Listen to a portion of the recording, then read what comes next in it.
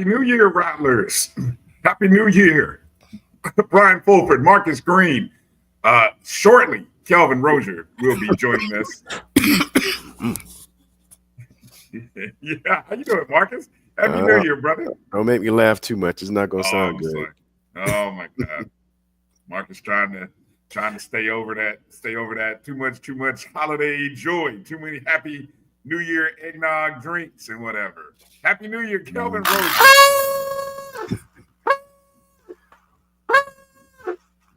Happy New Year, everybody. Happy New Year. Oh, man. Good stuff. How are you? Happy New Year to you, Kelvin. Doing well, man. Computer, acting a little funny right now, so I had to reboot it. But all is well, man. Glad to see the new year. Mm-hmm. Most definitely. Amen to that. Glad to see the new year. Well, hello and happy New Year to you, Rattlers, Rattler Nation. Those of you in the HBCU sporting diaspora who are choosing to watch the ONG StrikeZone right here on the Black College Sports Network. That is us, Bryan Fulford, Marcus Green, and Kelvin Rozier. Glad to be back here for another year, for another show, another Wednesday. I called the fellas up because I was like, you know what? There's no way we can, just seeing as how the game went earlier, or the fact that, there was going to be a postponement of tonight's games due to the tragic events in New Orleans. And let me, start the show by saying that prayers and thoughts and condolences to those families of those who lost their lives in that terrorist attack, and to everyone in the New Orleans community affected by what took place very early this morning. We definitely keep those folks in our prayers, but I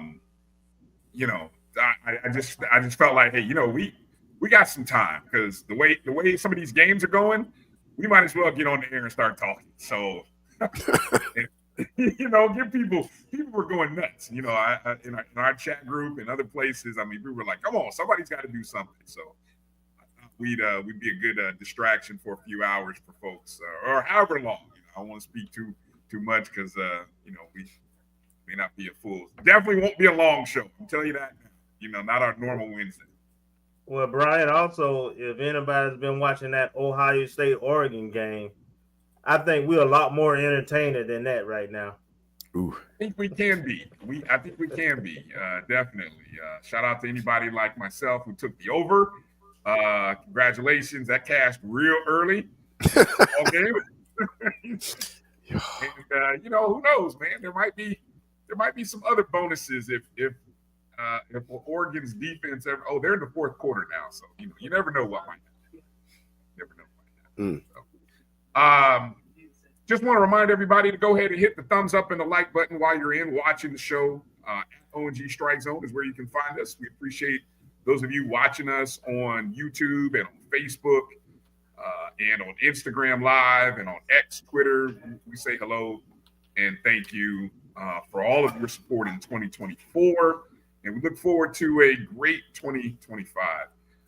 Before I get into the roll call, as I was doing a just kind of look back on the past year, you guys realize 1 year ago today might have been it was a dark day just 365 days ago last year when we came on the air and had to do a show with the news that Coach Simmons had officially stepped down, resigned from the post as head. And I was like, that just kicked off an amazing year of just highs and lows of just, we talked about it a couple of weeks ago, but how do you summarize 2024? When you kind of look back on it, and I saw, and hopefully some of you saw the video Vaughn Wilson posted from the 220 Club early this afternoon, the recap But how do you describe 2024, Kelvin and Marcus? What words can you use to describe that past year?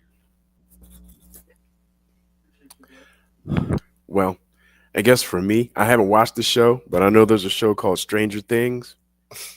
And this year was like highs and lows. I mean, didn't even get to dry off the champagne off the Celebration Bowl trophy before things started changing and all types of input from all of the invested alums and everyone else in FAMU football, and then all of the controversies during the course of the year, but all intermixed while some of our spring sports were competing for championships.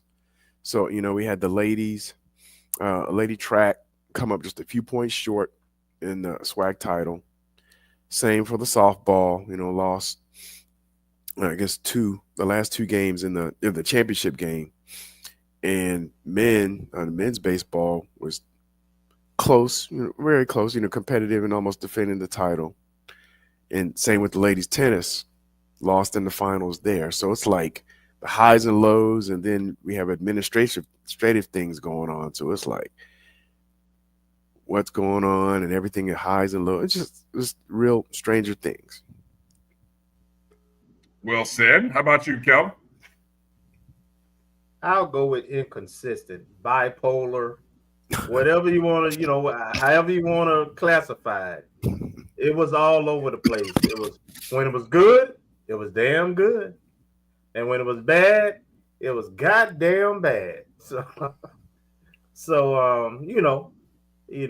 But true to Rattler history, that's kind of how we roll. We not in the middle of the road. We either high or we low. We pretty extreme, good or bad. So, looking forward to 25 to have a lot more good than bad, and more consistency. More consistency, definitely. All right, so I know we did this a little bit, but I'd love to hear from you guys in the chat room. I appreciate Karen Griffin, Lil Baby, for dropping their thoughts. Best story and unforgettable, as Drew just said, exactly. The WTF moment from 2024. Put those in the chat room. We're gonna sort of bury 2024, the good and the bad, because there's always, but I can't think of another program that had so much happen in a year than what we had. I mean, we really stayed in the news every month in a calendar cycle, and that's so rare. And it just, I saw a recent article that talked about the good friend Kyle Mosley of HBCU Legends. There was another university that was voted brand of the year, but really, I think we were the brand of 2024. We were not only the coffee, we were the pot, and we were the straw that stirred so much of the conversation in 2024, both good and bad. So yeah, I'd love to hear what you guys in the chat think. Coming up at the bottom of the hour, we're going to get into talking about, here, just after we do our roll call, we're going to get into talking about what we kind of, where we left off in the past week or so. We haven't done a show in a couple weeks, live show in a couple weeks. But we're getting ready for basketball season. Basketball season is the first event, first games, first program to tip off in the 2025 year. And so coming up at the bottom of the hour, Coach Pat Crarey is going to come on. Coach Crarey is going to come on, and he's going to, give us sort of the summary of the non-conference and get us ready for this Saturday's game against Bethune-Cookman. So we'll talk to Coach Pat about that coming up here at the bottom of the hour. But let me start the year off right, and let's go through the roll call. Let's go through the roll call. And let's see who's in the chats. Again, there you see at the bottom of the screen for anybody you want to start the year off and with a little blessing, you can go ahead and do that. Cash App, $myJBN, my BCSN. You can also, if you're in the YouTube MyJBN page, you can also drop a super chat. We appreciate any donations that you want to leave us. Or you could also start the year off right and join our Jericho Broadcast Network's YouTube page there. Be a member and help support Black media. We've got a couple different levels there in which you can do that on a monthly. So we appreciate everyone who is a JBN subscriber. With that said, all right, got all that set up here. And let's go down through the roll call, fellas. Let's see who's checking in early with us. First up, Jimmy Mack. Happy New Year to you, Jimmy Mack. Thank you for checking in and thank you for being a JBN subscriber. First one in the building. Melissa Wilson. Checking in. Good to see you, Melissa. Thank you for joining us. Happy New Year to you. Happy New Year to you. What's up, Alice and Ken? Ken, happy New Year to you. Checking in. It's Liv. Happy New Year, Liv. What's up, Liv? Well, Happy New Year, Liv. Yeah. Hello, Olivia. Checking in. Live for Hoops. Make sure you follow. Great content coming up. I've already been doing a great job in the non-conference, but SWAC season's about to get going. I know this is what she really loves talking about. So it will be fun to kind of hear her thoughts coming up. Gail, Happy New Year, Gail. Cleveland. Hope you're staying warm. Gail? Hope you're staying warm up there in Cleveland. Appreciate you. Demetra, checking in. Happy New Year to you. What's up, me? Mary 305, Happy New Year to you. Hey, Auntie. Checking in. I bet it was warm in South Florida. They don't know nothing about that cold weather that we've been dealing with north of that. But hopefully Christmas and the New Year has been warm and comfortable. Bull checking in. Good to see you, Bull. What's up, Bull? Happy New Year to you, Bull. Happy Drew. New Year, Drew. Checking in. Hey, what does AD stand for? In 2025, we need to know. We got to know. What is AD? Maybe he'll share that. Donald Dominique? No. No, Jesus. Way far off on that. Walter Harley checking in. Good to see you. Happy New Year to you, Walter. What's up, Walt? Little baby. Happy New Year, Hey, little big baby. Big little baby. Appreciate you. Hello, checking in. Good to see you. Hello. Happy New Year to you. Happy New Year. Happy New Year, Karen Griffin. What's up, California? Exactly. Checking in from the West Coast. Chuck Hunt. Happy New Year, Nashville, Chuck. Tennessee. No. He's still in Monroe. What's up, Chuck? Still in Monroe, Louisiana. Good to see you, Chuck. Marvin Allen. Happy New Year. Good to see you. Southbound 3000 checking in. Well, Happy New Year to you. What's up, JSU? Yeah, they look pretty good in the Rose Bowl parade. I think so. They did. They represented the SWAC, represented the HBCU diaspora. Congratulations. Appreciate you. Let's see. Ron Jab checking in. Happy New Year, Ron. What's up, Jab? Happy New Year. Let me see. Who else is in here? OH Green checking in. Good to see you. Oh, Green. Checking in. Happy New Year to you. Happy New Year. Yeah, exactly. What's Mary saying? Hey y'all, Happy New Year. Hey y'all in that ATL, huh? Who's in Atlanta? Somebody's in Atlanta. I missed something. Mary. Okay. I thought Mary was in South. Okay. She's in Atlanta. Oh, I know it's cold up there then. Mike Road Dog in the house. Happy New Year to you, Mike. Let's see. AC. What's up, AC? Happy New Year. Exactly. Band of the year. Don't let anybody tell you differently. That's right. Marching 100. Band of the year. Fangs Up Podcast. Keith. What's up, Keith? What up, cuz? Happy New Year to you. Happy New Year to you. Exactly. Appreciate the thoughts, get those likes, and make sure you're subscribing to the channel. And then make sure you subscribe to the Things Up podcast. So lots of great FAMU content that you can find on a weekly basis between ourselves, Things Up, Fang Exchange. Shout out to Ashley and what up, Ash? Happy New Year. And Ellis and everybody that's part of the Fang Exchange, FAMU's first NIL collective. And also, hey, Vaughn Wilson of HBCU Game Day and the Eddie Jackson 220 Quarterback Club. So there's plenty of opportunities, to check in and stay up to date with FAMU Athletics. All right, well, I want to go ahead and get the plugs. Let people know what's going on. Got to let people know early.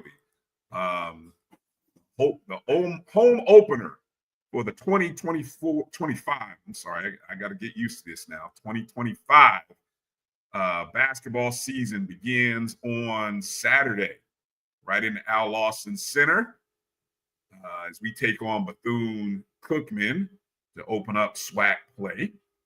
And also, it's kind of important to note, as you see there, right there, it's a chance to kind of get those season ticket packages now. Season tickets starting at $100 for the season. Great price. You get how many games is that? What is that? What does that come with? 13 or is it 20 games? I don't know. I should know. I got my tickets today. Oh, you did? Okay. So you've already come out. So yeah. Electronically. Okay. Gotcha. And then of course, hold on. I'm gonna pull it up here. I don't know why, for some reason, the graphics. Let's see. This says 13 nights. So I wonder if they include in the weekends as well. They are. Okay. So your season ticket package, and more importantly, and you can see the pricing there if you want the courtside club weekend package and the courtside club packages as well. Great opportunities to get your season tickets for this upcoming season. And I think, if I recall, we've already surpassed season ticket sales from a year ago. So that's good. Congratulations to those who have gotten their tickets. Let me answer Miss Gill's question right quick. Yes, the seats are moved. They're gonna have for the floor level seats this year. They're gonna have it. So they're gonna have that. What is that? The west side of the stands pushed back, and that's gonna be the floor level. So you have to get your season tickets in a different location, or you can go to on the other side of the rail and still sit over there, which what I'll probably end up doing. But I did get my 3 tickets on the home side where they sit at this year, next to the rail, same location, just on the other side. Mm-hmm. And this game, the games on Saturday, they will be on Rattlers Plus. So I would encourage you guys to go ahead, and if you haven't thought about subscribing to Rattlers Plus, you can do so. I'll give my recommendations. $9.99 a month is not a bad deal. Assuming that it's still $9.99. Somebody do a quick check on that. Make sure it's still $9.99. That's for the month. Now, I'm gonna go to the athletic site here and see if I can quickly find the pricing here for some of the other. Let's see. So let me see how I figure this out. All right. Well, I'll have some pricing for you. I know the monthly is $9.99, and if you purchase the yearly package, I think it last was in the $79 or $80, which, if you do the math, I think it comes out better to purchase the year. And that covers you. And I think what has happened in the past, Rattlers Plus has included softball and baseball games, and which it should also. And it also will include volleyball in the fall. Yeah, so, and I agree, Hollow, well said. It is a great deal, value for the money. There are some schools that are charging $20 for a one-day pass. Exactly, Hollow. So that's sort of the disappointing thing when you're dealing with trying to watch our Rattlers on the road. There are some places that, especially if the game is not going to be on the SWAC Digital or ESPN Plus, then you got to deal with those restrictions. So I'm going to encourage you guys to go check out FAMUathletics.com/watch to get connected in with Rattlers Plus. And so if you're unable to make it to the game, you definitely can check out the action there. Here's the SWAC schedule coming up. You remember, starting this season, starting tomorrow, women's games are solo on Thursdays. Then Saturdays, you have men and women double headers. And then on Mondays, you have men's solos. So because we are playing Bethune, which is our rival, and usually what you will see here is you will typically see a swap of games, travel partners between the Thursday and Saturday and the Saturday and Monday. So obviously our partner is Bethune-Cookman. So we're playing Bethune-Cookman, so we're not going to play them. We're not going to play them.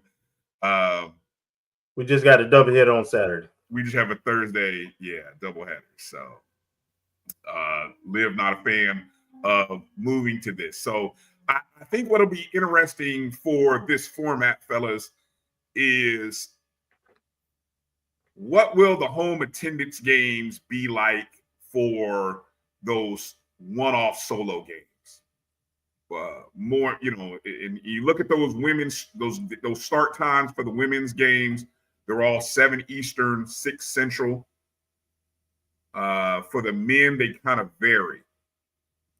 And so I think what'll be interesting to kind of see is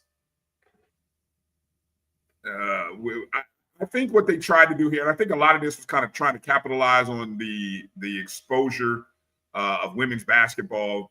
I think Jackson State and some other programs have really stepped it up. And I think they're trying to see, can they create more opportunities for, I don't know, maybe it's television partner, television inventory, attendance. I don't know. Your thoughts, guys. You guys have any thoughts on this, or you want to kind of wait and see how it plays out?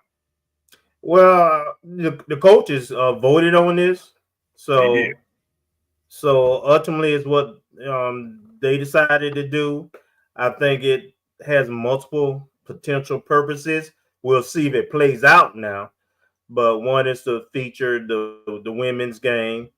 Also, I would tell you that during the week when you have those 5 and 7 games, there's a limitation in terms of the at least at FAMU, there's a limitation of the kids have to choose between going to the ladies game or going to get something from the Cav while it's still open. So this allows for the students to be able to go ahead and who got classes in the afternoon, especially and go get something to eat and still be able to see the ladies on Thursday or the men on Mondays. And then the double headers, there's really no change there. So the question is, what will the Thursday night game, since it's a prime time spot, would people come and support the ladies on Thursday as the individual at prime time? And then it doesn't have any impact on the men's also. And it'll keep us, when we do have TV games on Mondays, and we had those double headers. We had one game that Started like 9:30, 10 one time. Yeah. At FAMU, so it'll kind of keep us in a good TV slot anyway, and keep those, in case things go in overtime and all that kind of thing. So we'll just have to let it see it play out. It's different. I don't know if I like it or not. I'll let you know after the season. Yeah, don't be so quick to rush to judgment. I know it is new, and also the format. Don't forget, going the road to Atlanta will consist of the top 10 teams instead of the top 8, which has been the norm over the last few seasons, several seasons, matter of fact. But now 10 teams will get in 12-team league. So you're battling to, used to be if you finished in the bottom third, you were sent home on spring break. Now the bottom 2 teams will be the ones going home early. Real quick, before we go to our break, and we'll go to our break here once I see we got Coach Pat in. But here's an update on the women's non-conference schedule thus far, and you can see FAMU right behind, Alabama A&M sitting at 7-5 overall, the only team with a winning record from the non-conference, and then you can kind of see FAMU sitting right there at 3-8. On a 3-game winning streak, along with Prairie View and Grambling and Bethune-Cookman as the only teams to have 3 wins in the non-conference season. Okay, and for the men's non-conference standings thus far, Southern 5-8 through conference play. You can see they've kind of lost 4 in a row after being 5-4. And then you have Alabama, the 2 Alabama schools, both with 4 wins. And then right behind, you've got us, Bethune, and 3 other schools with 3 non-conference wins. What's most impressive for our women, they're on a 3-game winning streak. 3-game winning streak to end 2024. Our men, our 3 wins have come at home. The 3 home games from the non-conference have all been home games. So those are the positives from the non-conference schedule. We understand we have to play who we have to play in those games. But what I love the fact is when we were at home, the men got wins. The women, they're on a 3-game winning streak. So there's a lot to be excited about heading into this contest going up on Saturday against Bethune-Cookman. Again, just want to show the graphic here to let people know. Again, the tip-off is set for 4 o'clock for the ladies and following with a 6 o'clock tip for the men. Make sure to get your season ticket packages. If you go to FAMUathletics.com, you can get your season tickets. The season ticket packages are available via Ticketmaster. So I think that is also kind of helpful as well. Those of you who are Ticketmaster, people who purchase events on Ticketmaster, you can get all your tickets there. All right, let's take our first break of the night. Coming up on the other side, Coach Pat Crarey is going to come in and join us and kind of give us a preview of how about a review of the 2024 non-conference season and a preview of the team and what we can expect on Saturday and for the next few months as we get ready to open SWAC play up. You're watching the O&G Strike Zone right here on the Black College Sports Network. We'll be back in just a moment.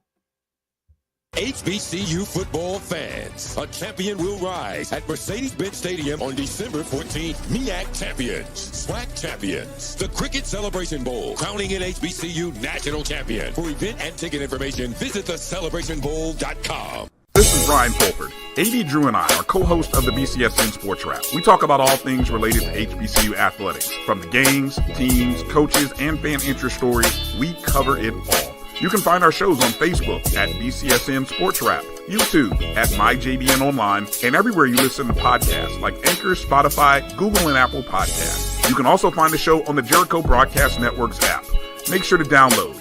We look forward to you joining the conversation and being a part of the show. Looking for the ultimate cultural experience of 2025? The Zora Outdoor Festival of the Arts is where you need to be. From January 31st to February 2nd, Eatonville, Florida will come alive with incredible live performances from the Levert Experience and the Bar Cave. Immerse yourself in interactive art.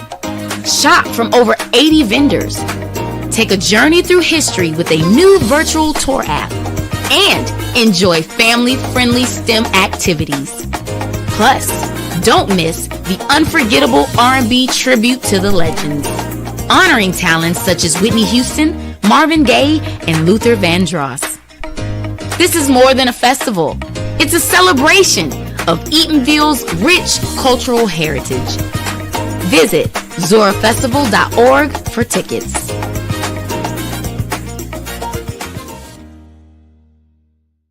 ESPN Band of the Year returns to Atlanta on December 13th. 4 marching bands will qualify for the big stage, where 2 national champions will be crowned. Follow us on social media for rankings updates throughout the season. And join us at Mercedes-Benz Stadium on December 13th. For event and ticket information, visit bandoftheyear.com.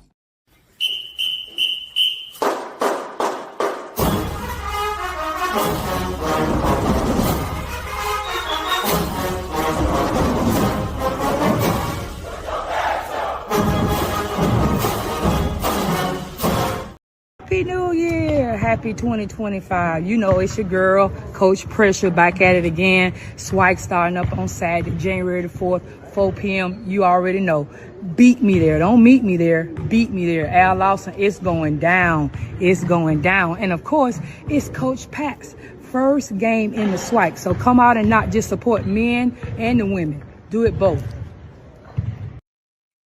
All right, welcome back to the O&G Strike Zone. That was Coach Pressure, Coach Gordon, bringing in the new year. And what she said, because coming in and joining us right now, Coach Pat getting ready for his first game in the swag. How you doing? Happy New Year. Oh, you wild for that. You wild for that, man. Happy New Year, fellas. Marcus, Bryan, Kelvin. Nice to see you guys. Thank you for having me on. Happy New Year. Happy New Year, Coach. New Year to you. Hey, New Year is swag season. Yeah, That's swag right. Swag season. Ready. And, Coach, you guys had practice. Yeah, practice today. Give Rattler Nation sort of a your summary of your thoughts on the non-conference and just 2024. You know, highs and lows, things that you're proud of, things that you learned about your group. First, I'll just say, 2024 was a blessing. I think God puts us in position where, sometimes he takes us to, our highest point, then he takes us to our lowest point just to get us back to our highest point. So that's what we expect to do here in 2025. And so it was a great year for me personally, for my family. Opportunity to finish up at St. Thomas, as a great school that I love, and then get the opportunity to be a Division I head basketball coach at, the glorious Florida A&M University. So excited about getting out here and starting this new year together. But I'll say the non-conference, it's eye-opening. We going on to that bye game tour. I'm starting with the first 3 games we had this year when we were on an 11-day break, and Dante Jackson at Grambling, it's not a secret. Both of us talk about how close we are. If not my closest friend in the business, my second closest friend in the business. And he called me before the first game, the TCU game. And he said, hey, I just wanted to call you and let you know, this time of year is for you not to lose your team. You got to stay focused on the task at hand. You're a great coach. You'll be fine. But this is tough, and you've never experienced anything like it. Dante, like me, I think I lost more games by 25 plus than I have in 14 years in one half of the season. So it's not just taxing on the players who are out there doing it and playing the games. It's taxing on, the coaches, the family, the support staff, the trainers.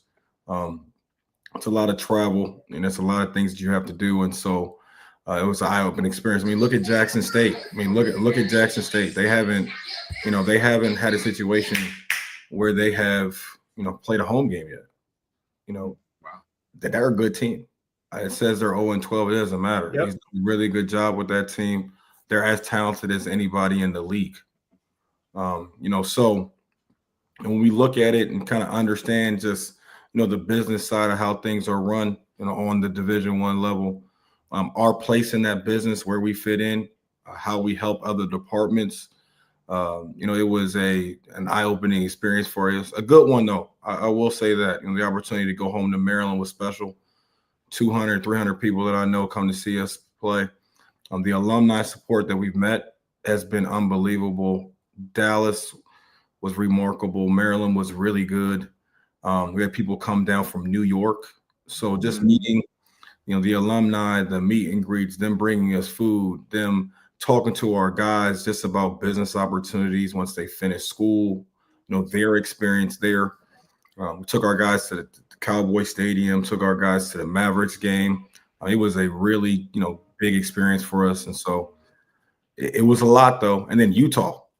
We did not play well in Utah, but, you guys have to understand, first, there's nothing harder than Christmas break games. They're very difficult. The focus is going for many people. I would really want to see what the home versus road records are just in the last 10 years for anybody. Your focus a lot of time is getting back to your family, especially our players. It's tough for them. You travel 2,000 miles to Utah.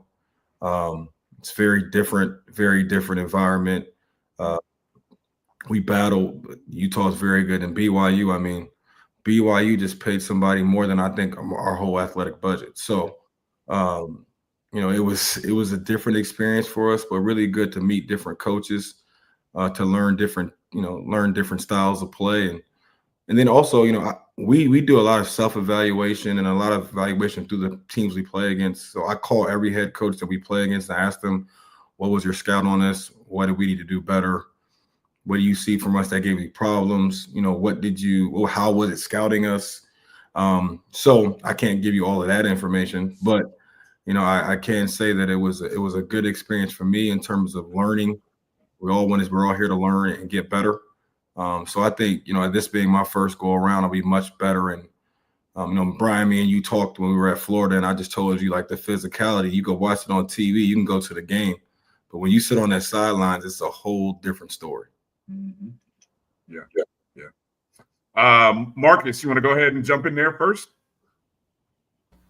Yes. Good evening, Coach. I guess you may have answered some of the questions that I had, but I want to say, what is the biggest learning that you're taking away from this period of the schedule that you can utilize going forward in the SWAC schedule? Well, I don't know if you guys heard the sound bite from the Grambling women's basketball coach that said, this ain't preparing you for the SWAC, and I really don't think that those games really do prepare us for the SWAC. I think now our Presbyterian game, our Tarleton State game, those games probably prepare us more for the SWAC than these games do. But I think they did give us the opportunity to play a lot of guys. I didn't know until we got to Utah, we led the country in bench minutes and bench production. Just because we played, and we started, I think, 11 or 12 different players. Bussey's been doing it for a couple of years. I never knew why. Now I know. So you get out there, you kind of try to see what works, what lineups work together, what guys play together well. I think just from a mental standpoint, there's a fine balance from confidence, being humble, and being humble. There's a balance in there. So you have to balance your confidence as a group. You have to balance your wins. How are you quantifying winning? We don't do moral victories, but you can quantify winning in different ways. And so that's pretty much what we had to learn from a coaching staff perspective, and from our players, because we have a lot of players first time playing on the Division I level. And I think it was a new experience for us all. Thank you, Coach. Go ahead, Kelvin. I'm interested to know, Coach, what differently do you do now that SWAC play has happened? Because I kind of agree with you and the Grambling coach. I don't think we learn a whole lot from those kind of games, but I wonder about your rotation. Does it shorten in the SWAC? I wonder about, from what I saw, against the competition we was playing, turnovers, 3-point shooting consistency, free throw shooting consistency are things that I kind of looked at. But I just kind of, what do you expect? What can Rattler Nation expect starting Saturday? I think just an increased focus when you're dealing with conference play. Conference play is different, but you're playing Bethune. I mean, it's different. You're playing at home. It's different. Yeah. So you're not getting on a plane and staying at a hotel to play, which is good for a lot of times, 7 or 8 points in and of itself. Yeah. So, I would say just from a lineup perspective, I would like to shorten our rotation. I would also like to have some guys kind of separate themselves as well. I think it's been tough on the players at times, just changing the lineups a little bit. Tough on the coaches as well, but we kind of got to figure out what is working, who's really going to do the things that we need to be successful, and who's going to perform when those lights are at their brightest. I would say from a strategic standpoint, I mean, when you look at the numbers, I'm gonna, y'all know I'm gonna go back to the numbers. You look at the numbers, we're top 5 in a lot of categories in the SWAC right now in terms of defensively. I think a lot of people didn't think we'd be that good defensively because I've been candid that we were kind of built for offense. But we've done a pretty good job defensively. I think we held Presbyterian to their second lowest point total of the season. They're a top 200 team in the net ratings right now. The net ratings, they take your offensive and defensive ratings, they kind of put them together. And right now I think we're 8th in the conference. Bethune is 2nd. So I'll talk about Bethune later on. We're like 4 or 5 spots from being, in the top 6 in our net, our net efficiency ranking. So I would like for us to make more shots. I mean, guys, I think we've had a lot of open shots. I think we've done a lot of good things. It's rhythm, it's feel, it's comfortability. This guy's not looking over their shoulder if they miss. That I think that also plays a role in it. Also, it's tough to shoot that ball on the road. So, I think defensively, and then also the turnovers. The turnovers are something that is probably my biggest concern, or my biggest thing that probably I just didn't love from the first half of the season. If you ask me anything, the shots fall and they don't fall, but the turnovers kind of just hurt you in terms of possessions. In that Tarleton game, they had 14 more shots than we had in the first half. It's hard to win that way. So just on the turnovers, but also understand Tarleton's coached by Billy Gillespie. Yeah. They turned over UTEP 18 times. They turned over Oklahoma State 19 times, and they turned us over 20 times. So this is not something they're not used to doing. So we have to be better, especially in our league. We have to coach better. We have to play better. I do like some of the things that we've done on the defensive side, especially like Jamin Charles. He's been really solid defensively. His length, and when you really look at it, I didn't know, but when you look at the SWAC, I mean, we're one of the bigger teams in the SWAC. Like just with Eatman, Charles, Washington, O'Neal, who a lot of people didn't think. And I try to tell y'all, the kid can play.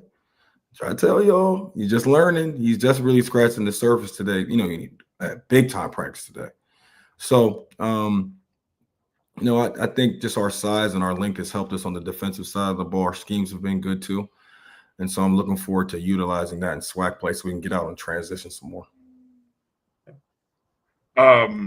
You mentioned the turnovers, and I know I had Tim had asked about cutting down the turnovers. And so it feels weird to ask a coach where's the line, and I know this from our at our level where I coach at. Where I coach at, and I know at our level there's a certain number where you're like, okay, we can't win ball games if we're turning the ball over at the rate at which we're turning it over.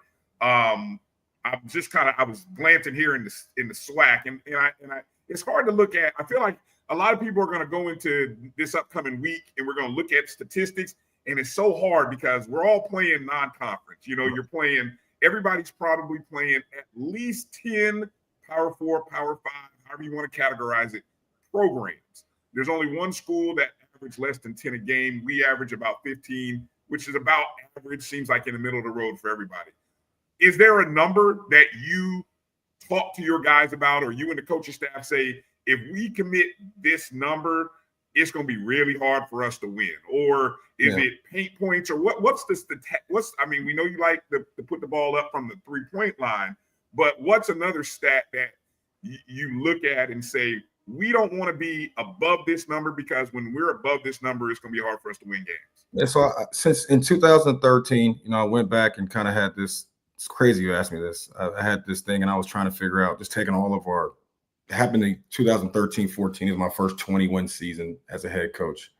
Damn, that was 11 years ago. And I was just going through the stat sheets, trying to correlate numbers, and there's 4 things that we chart. We chart a lot of things, but there's 4 things that we chart every game. We lost 1 game in 11 years. If you are 70% from the free throw line, plus or minus 5 rebounds, so just plus or minus, just within the game. You don't dominate the game, you don't lose the game. Less than 15 turnovers, and win the 50-50 battle. These seem like 4 very easy things to do, but they're very hard. They're very hard to do, and things that everybody looks at. So a lot of people will go over turnover percentage now. Most teams are looking at a certain percentage, because everything is about possessions now. So if I have, 14% of my possessions are in turnovers, or, for me at this point in time, the number's still 15. So, and we've lost 1 game. And that's a lot of wins, though. Definitely a lot of wins. Well over 100, well over 150. But, we've that number for me, 15, is usually like the baseline of what I look at. I think the Tarleton game, we were 14 in the first half, and you're digging yourself on a hole. Now your field goal percentage has to be so high, or you got to try to make it up in offensive rebounds or other ways. But just on our style of play, how we've kind of done things over here over the last decade or so, those 15 turnovers are a key number for me. Gotcha. Marcus, go ahead. You're on mute. Coach, I did have a non-season question, but I wanted to ask, with the slew of changes, and I don't believe it's football only, and I know we tend to focus on that, but with the changes as it relates to junior college players, I guess the injunction about maybe potentially getting an extra year and things of that nature, and all the changes that are converging, what does that look like going forward for FAMU in terms of recruiting strategy, and what in terms of team makeup, in terms of figuring out who can still stay, who still has eligibility, and all the flux? Well, the one great thing is that everybody's a senior now, like regardless. Like, you're a freshman and you come in as a senior, like, I don't know if I want to stay. That's just the nature of the beast.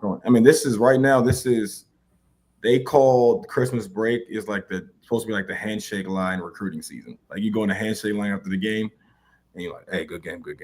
Like, we like it here. Like, that's what they call it. I mean, we had. I guess somebody knew about this, but like, we had one of our kids get a text message when we landed back from Utah, talking about they're about to get a year back before it broke. It actually broke the next day.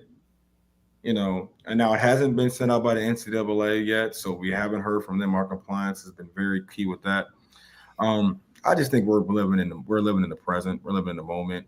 I think all teams are going through it. Everybody's going through it. So I don't think it is a singular issue just for, our team and our guys. Now, we talked about it a little bit, but our guys haven't really been, for lack of it, really worried about it, or really even talk about it. So it's not a distraction for us. Now, it will heavily impact our roster if it is passed, just because it's not just junior college, it's non-NCAA. We have a couple NAI kids on our team in their last year who, if it was to pass, would have another year as well. So I think it just adds to the overall complexities of the wonderful world of college athletics as we have it right now, which I do believe will change in the next 18 to 24 months. But right now, that's just kind of where we are. But it's a great question. It's something that we talked about at Christmas break. talked to a bunch of guys in the league as well, coaches like, hey man, now we got our seniors got another year. And one coach, I'm not going to name his name, he's just like, yeah, and now we got to figure out how to try to keep the guys that got another year, you know. So it's different, you know. But I also think that it's, you know, it's just a time that we're living in. You got to expect the unexpected. And y'all know with everything's happening with me, like I'm expecting the unexpected every day. So we're here for it. All right. Thank you, Coach. Go ahead, Kelvin. Coach, I'm gonna give you opportunities. You know, Bethune has a victory over South Florida, I believe, about a week ago. Talk about you know, what we're facing in Coach Steele's team coming up here Saturday. I've said this when I was on your show the first time. I said I thought they had the best recruiting class in the SWAC, and that was the last time I was on your show. They've done a very good job of being very creative and understanding how to utilize the NIL space, and they've done a really good job at it. And they have some really good players on their team. You know, we recruited Bryan Freeman as well. He's from both of their guards are DMV guards. Trey Thomas and Bryan Freeman are both DC kids. That we talked to both of them during the recruiting process, and there is no guard playing better than Bryan Freeman right now in the SWAC. Period. Ultra smooth guard. Trey is playing really, really, really well. Daniel Ruzon is a big. He's really good. Reggie Ward was there last year. He's playing better than he did last year, leading their team with 8.5 rebounds. So, you know, they've beaten us. We have 3 wins against them in the last 10 times. I believe they've won 4 of the last 5 games against us. They are a very good team. When you look at the net efficiency rankings, they are right up there. They are number 2 in our conference. Southern is number 1. You know, Southern, I think that Bethune's win over South Florida and Southern's win over over Louisiana Tech, which were the only, I believe, quad 2 wins. I don't think we had any quad 1 wins. I think they both were quad 2 wins. That those are the 2 best wins that anybody's had. And it's not just the wins, though. It's the losses. Like, I mean, they played Mississippi State and were right there in the second half. They played Davidson, a good A-10 team, very well. They played West Virginia very well. They're very good. I think they're very under control. They're older team. I mean, they are a much older team. Strong guy, heavily transfer-based. Reggie's done a really good job with this team. He's done a really good job building this team and then having them play the way he wants them to play. So I think they're very good. You know, if you look at their, you know, Presbyterian that we played is a really good team. Yeah. We played one of our definitely our best defensive game against them. You know, our mindset from the defensive side of the ball has to be the same. You know, Bryan is, you know, like Mincy that we played against. I think he had 27 the other day on South Carolina. So, you know, we really have to be locked in from a defensive standpoint, looking to, you know, be ready to play a very physical basketball game, which we know SWAC play is, and a rivalry game. But this is a very good opponent who should be right there. You know, Reggie said it in their last game. You know, you watch all these games, you listen to the telecast trying to get anything. And, you know, Reggie said, you know, I would be surprised if we're not top 3 team in the league. And so we're playing against a very, very good team that we look forward to, you know, we look forward to competing against. But I'll tell you right now, they got some guys, and Reggie's doing a very good job with them. Okay. The 3 wins at home, how do those wins, what type of confidence do they give the guys? What you know, we talked about the importance of it. I think it's hard. You mentioned the fact that Jackson State hadn't played any home games. So, I mean, and there are a lot of schools. I mean, we've seen FAMU seasons where I feel like, and Kelvin can correct me, or we've had seasons where we had like 1, if at all. So this year you had 3. What? Talk a little bit about what that did and how that helped and how that can help with the game going on with happening on Saturday. Please believe, as long as I'm here, we playing at home. So, you know, 3 will be the smallest amount of games we'll ever play at home. If I had gotten a hold of this schedule, I mean, all the 3 games that we had, I scheduled 2 of them, and then the other one, thank the Lord, we had gotten Presbyterian at home. But I mean, I think I'll remember, I was a non-Division I coach for 14 years. Like, you guys have to understand how good these Division IIs and these really good NAIs is. So I was very particular in who I decided to play as a non-Division I. Okay. We play against a lot of really good people and bring the school a lot of money. So you best believe I'm going to pick my non-D1s. And I will always pick my non-D1s. Okay. If AD Suggs allows me to, because she's the greatest. So if she allows me to, I will. We put that in there. If she tells me to play somebody, I'm gonna play who she tells me to play. Okay, but I will hope, as she has allowed me to, pick my non-D1s. But the Presbyterian game, I think, was a really big game for us, just because they're really good. I mean, they had come off, wins against Youngstown State, a big time win against SFA on the road. Win over Monmouth. They were on a 3-game win streak when they came to us, and I think they'll be a good team in the Big South. And so that just gave us confidence, just from a player, and then also from a candid, honest standpoint, we don't know the exact physicality of the SWAC. Like, I know the MEAC just because I coached against the MEAC when I was in DC. I don't know the SWAC or the Big South as much, so when we're in the game flow and the start of the game against Presbyterian, my assistant coach, Freddie's like, okay, I feel the physicality. We're good. Because you can actually, for lack of better words, this might you can really coach. Okay. Like, you can really make a lot of different adjustments. There's different things that you can do, when you feel like, from a physicality standpoint, you're not at a supreme, disadvantage. And so, it gave us confidence just to understand playing against a good team and a really good offensive team and a great coach that we're able to compete. And we don't think we played well. I mean, we make that perfectly clear. In that game, we didn't shoot the ball very well.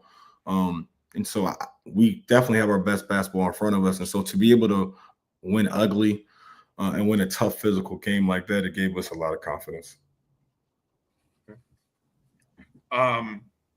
As it relates to the roster and the guys, just kind of looking here, 8 guys have played in all 11 games. Add one more that's played in 10. As you've tried to find different rotations and different lineups, who are some of the guys that you expect or who are playing really well heading into Saturday's match and the start of the SWAC season?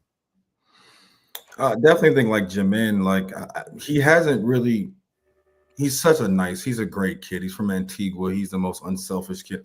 Probably our second or third best passer. And if you saw the Tarleton game, the big adjustment in that game was Jamin was giving them problems on both sides of the ball. So they went small. And he, it was difficult for him to guard the 6'9" kid who was really good, and it really kind of changed just the game flow a little bit. So I think, Jamin, just what he does for us on the defensive side of the ball. Jordan Chapman, he's shooting the ball really good this year at 45%. He's just a tough kid. I mean, you guys know him, Berman. He's just a tough kid. And today we're going over scouting reports, and I'm like, Jordan, what about Reggie Ward? Jordan, what about Wallaby? Like, he's the one talking and telling everybody, kind of what these guys possess and what they have. So I would say those two guys in particular. I look forward to seeing Milton play better. I thought he had a couple of good stretches in some games. I thought he struggled to shoot the ball, which shooters do. It happens with shooters. Milton's going to shoot the ball. He's not going to stop shooting the ball. He's just going to make sure that he's a little more prepared in his approach, in terms of his catch and his feel and his footwork, and it's just his fundamentals to get him back to where he kind of needs to be. And then Shakir, I mean, the one thing about Shakir is he was on 2 championship teams. So, whether he was playing or not playing, he was there. So he knows, what it takes to see a team get together, and he knows the physicality of the league, and he knows, what it takes. He was there. He wasn't playing as much, but he was there, and you can see his confidence growing. You can see some of the plays that he's made. I mean, he's shooting, I think 52% from the field and 38 from 3. He's shooting the ball, very well. We need to get him some more shots, which we're working on as well. So I think, those are just a handful of guys, but we played a lot of guys. So, practice has been good. And we just look forward to really getting a little more stable approach as we move in towards league play to see who really will kind of, separate themselves a little bit. Mm-hmm. Marcus, Kelvin, guys got any last questions you want to get in there for Coach? I think Bull got an interesting question I'd like to hear Coach take on. There's a FSU Coach Ham got a suit pending from some former players around the NIL deal, which he has nothing to do with. I mean, but what's your headspace on just NIL situation in general in college basketball right now? Great question. I think that NIL is a great thing for the players. I think it's a great thing for the families of the players. I do think it's something that is needed to happen, for a while now. And I do look forward to, our level being a little more creative in the space that we have. So I think our ability to generate revenue from, different tournaments, games, MTEs, like opening up with that and giving yourself a situation where, if you're going to tell me I got to play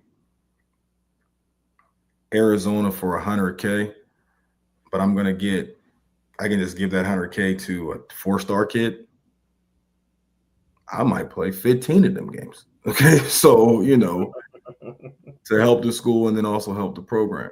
So, I think, just with the NIL, we have to get it to be a little cleaner. It's really the wild, wild west for everybody. Yeah.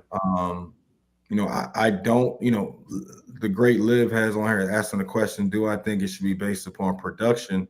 I think it should be based upon your contract, and then your contract will have, different things in your contract. Now, is your production, does that mean your academic production?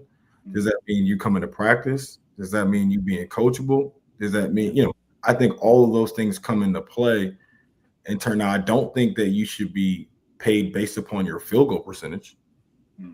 Okay. Now your incentives to go up.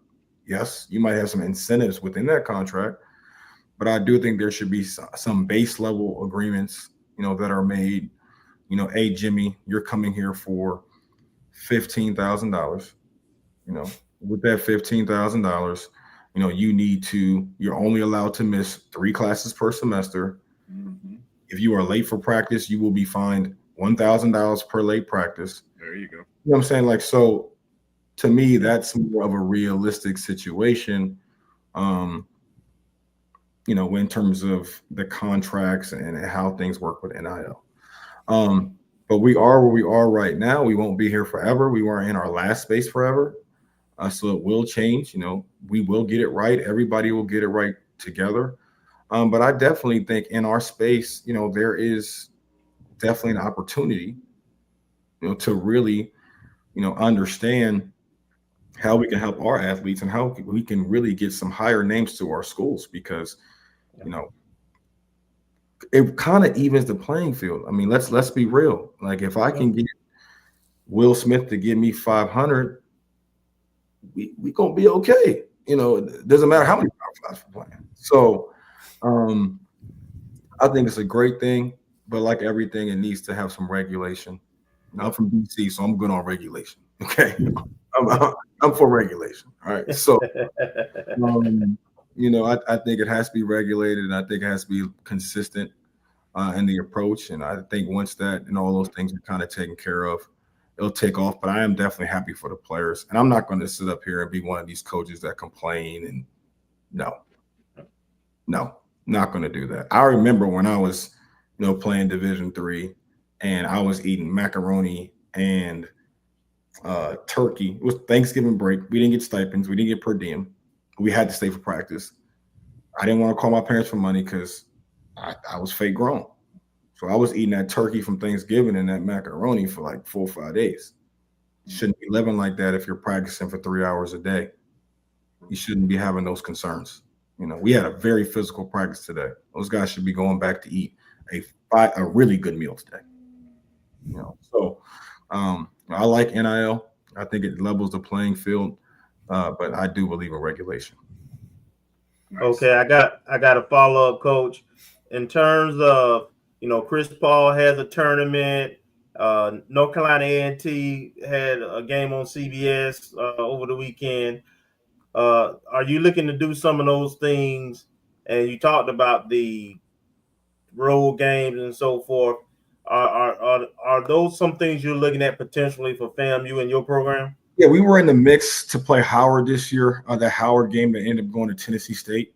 We could have had that game. It just didn't work. It didn't work. Kenny wanted to play the game. Me and Kenny I played against Kenny. Kenny's first Division I game. So I would like to play Howard just because it's home team. A lot of history. I'm really good friends with Robert Jones. So we would like to get involved in those. Chris Paul plays for the Spurs. One of my best friends is works for the Spurs, and so we've already reached out to Chris about see if we could possibly get involved in it for next year. And we're also looking at just some different opportunities to play. We got next year. We're also focused on Florida, so we got 2 games with Jacksonville already done for next year. We're just working on finalizing the dates. North Florida, trying to do some of these cost-efficient trips that could kind of help us as well. Get some home games and how we can put it around football season to kind of get the excitement going throughout, November and December, not just, January and SWAC play. So, we would like to play in these events. I'm going to talk to Travis Williams again. Hopefully he'll have interest in us. People like FAM. We're a big brand. People like us a lot. And so we're definitely looking to play in something next year. We're just got to actually go and do our obligations financially and make sure that we take care of those first, to make sure we put our university first. And then after we take care of that, we kind of mix in how many games we have left, MTEs, and what we're doing there. But we have also done a California trip for next year. So one thing I'm trying to do next year, we're doing a West Coast trip. We're trying to get an MT in the Caribbean, so then we can then get our fans to come. FAMU, y'all love to party. So we love a good time. So our thought process is, can we play in California in November? Will we come to California because you get 2 days in LA? We're playing UNLV next year. Will you come to UNLV on a Monday? Maybe you want to go to a Raiders game on Sunday. There you go. Go to Bellagio in the morning, do whatever you want to do, and then come to the game Monday night. So just trying to get more, support that way from our fan base, and then move from there. Okay, sounds great. Love it. I like that. That's creative. That falls in line. I've heard other folks mention the creativity of trying to put things like that together and get us out and traveling to those games. Yeah. Did you want to add anything in there, Marcus? No. Okay. I know Liv dropped a question in there. Would you ever schedule St. Thomas for a non-D1 game? Why Liv starting stuff, man? Why Liv? Why Liv starting stuff, man? I have kind of stayed away from coaching against my old players. It is playing for me is not easy. It's definitely an experience for everybody. It's tough. There's some great days, and like everybody else, there's some rough days. And when you've really been in a battle with people like that, it can be so emotional. And I really want to make sure that we stay. So would I consider playing St. Thomas? Yeah, but everybody that I recruited, I would have to be gone, because we don't have the financial stability to help them from a financial standpoint. So if we're paying them to come, we're pretty much just paying for the experience and travel. And then our experience for a non-D1 game might not be as good versus, them playing somebody else that's closer to home that can help them with financial flexibility. But just out of respect for the players that we have, it's hard. I played Washington and Venice St. Thomas last year as my third year, but there was only one kid that was still playing. And I didn't even want to play that game. I just played it because George Mason gave us a game. And so I had to play somebody else. So I decided to play the game. And it was a weird, I hated it. I loved what they did for me. And, but it was just weird. It felt like, it feels like you're going against your own people. Mm-hmm. Like if you win, you still lose. Mm-hmm. Like I won the game and felt bad. I never felt bad after a win. And so, when you're in the trenches with somebody like I've been with Zach Moss, the head coach at St. Thomas, I want to see him win every time he steps on the floor. So, for me, it would have to be a situation where those players were gone, just to consider it, and I'd have to be beneficial for all parties involved. Gotcha. All right, Coach, you've been gracious with your time tonight. I want to give you the last word. Anything you want to do to promote again, season ticket packages, or just the big classic rivalry coming up? I want to give you the last word. Anything you'd like to let Rattler Nation know? First thing is get the Courtside Club. Like, come on, $500. You guys spend that more on the first day of homecoming. I bet at homecoming. So y'all can't. I seen some of y'all spend that at the bar the first day on Wednesday, not even Thursday. All right. So first thing first, let's get the Courtside Club. Okay, it's 13 games, and even if you can't go, send it to somebody else. There you go. Support. One thing that we have is a lot of opinions. I love opinions, but I also love your support. And like how it is at church, when you go to church, they're not taking nothing you have to say if your offering is not there. They don't care about none of your suggestions if they look at that offering list and it's looking a little crazy. Okay. So, I think, support us. We have a great competitive package. Season tickets only $100. And we would love to have you guys in attendance. We always talk about the arena. AD Suggs has done a really good job of kind of moving some stuff around to kind of fill it up a little better this year. She's made it look, some strategic plans in there to work things out. But we need your support. Like we need you. It's home. Like when you're on the road, for countless days, and you come home and you go warm up and you walk out and you see 300 people, you like, dang, like we need your support. So, don't talk about us, talk for us, so we would love to see you in the stands. I'm with the fans. So like I'm talking to them during the game, letting them know, okay, time to cheer. Yeah, you do. You gotta talk, you gotta yell. Okay, so like we would like to make this one of the tougher places to play in the league. But we can't do that without the family. We just can't. And so we could play as hard as we can, but your support makes a difference, especially how close these games will be. If you looked at our schedule last year, like we were in so many games last year. Coach did a good job with that team last year. They were in a lot of games last year. And sometimes if Coach had 500 more people, you might squeak out 2-3 more wins at home, which changes everything, because we all know our league and our level is based upon 1 week in March. You got to make it to that 1 week in March, and then anything is possible. So please come out and see our ladies. Coach Gordon doing a really good job, 3-game winning streak. She brings so much excitement and energy every day. I love working with her, and we play fighting every single day. She had on a sweatshirt today with the big pressure. I'm like, can I get big pressure on my sweatshirt? Like, can I get something like that? But she's one of one. So come and support her. She's doing a great job. Everybody knows how good she's done with the program. And then stick around and watch us. And we appreciate all the support that we get from everybody. We love you. And we look forward to competing and playing a really good game on Saturday against a really, really good Bethune-Cookman team. So we need you to be there. Because when we go to Cookman, they're going to have 35 people there, and it's going to look packed. So, like, You know, I've been there. You're right. It's tough. So we understand it's the break time. We understand our students aren't here, which makes it tough. We'll talk to the SWAC about that. But Tallahassee is a community of people. It's not just our students. So Amen.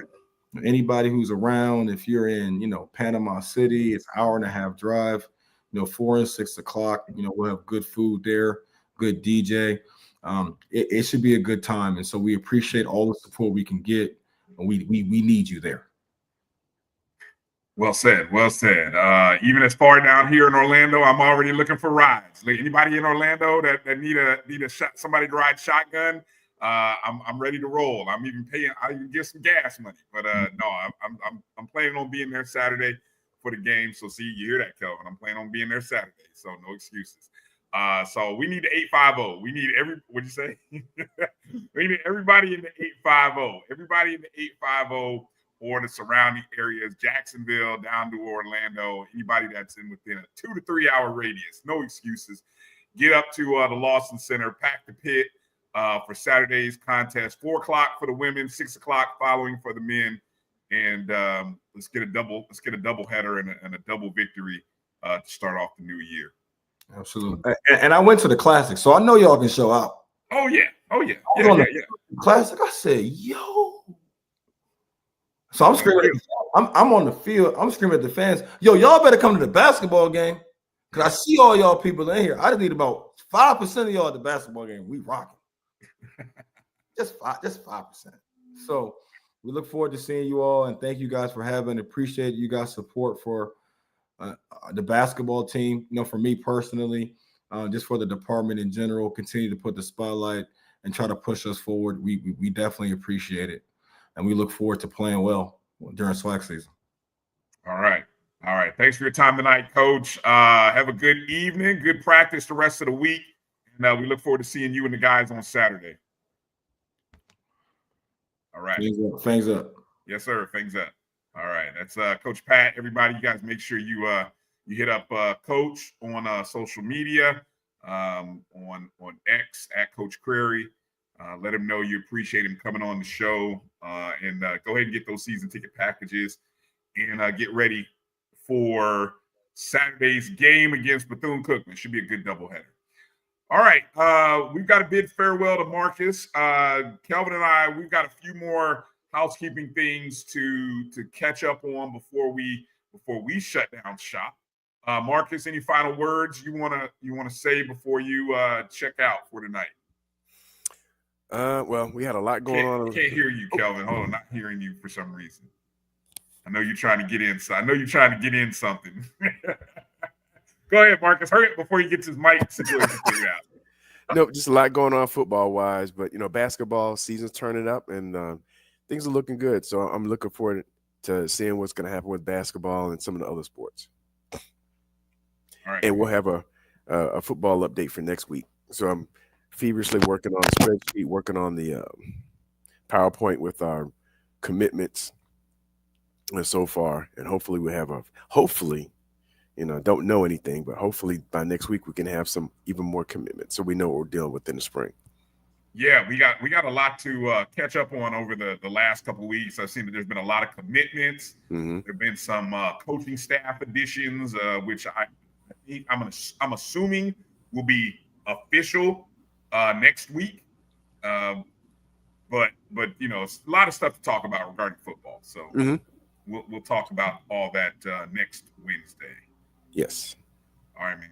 Take care of yourself. Get some tea with some honey in it or something, man, and keep that voice strong. Take care of yourself. All right. Yeah, I'm working on it. All right. Well, y'all fellas, Right. you have a good rest of the night and Happy New Year. Yeah. Thanks for checking in, Marcus. All right. Be well. All right. All right, ladies and gentlemen. Let's take a break. Kelvin, you get your mic situation? You got to figure it out. No, you didn't. Nope, still can't hear you. Not sure. All right, so let's do this. We're going to take a break, kind of do a quick recap about the women. We mentioned they're on a 3-game winning streak. We'll talk about their couple of wins over the last couple of weeks and then get into that. Also, share a little news with you. We saw over the Christmas break the softball schedule get released. I have the unofficial baseball schedule, and I say it unofficial because FAMU Athletics hasn't released it yet, but we think it's the baseball schedule. So we'll talk about what we see from that perspective. And also, I know indoor track and field, bowling, and tennis are all starting up in a couple of weeks, as soon as a week from Saturday. So we'll catch up on what's happening from there. Kelvin's getting his mic squared away, and hopefully you're on mute. You're on mute. So let me see. Uncheck from mute, and then you might be on. 2, 3. Testing 1, 2, 3. We got you now. We got you. All right. So we'll let JT. It's the holiday break, JT. I don't know if he's in. He's not answering calls, so we'll try to sneak it in while we can.